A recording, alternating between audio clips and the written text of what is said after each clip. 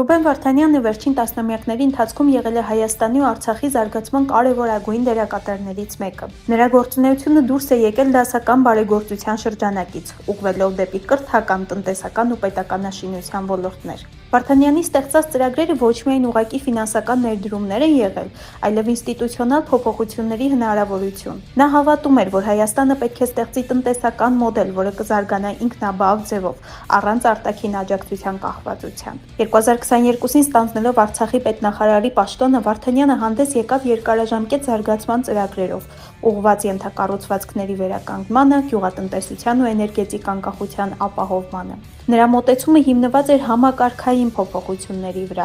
Արցախի անվտանգությունն ու տնտեսությունը ամրապնդելու տեսանկյունից։ Ինչու է նա այժմ գերության մեջ։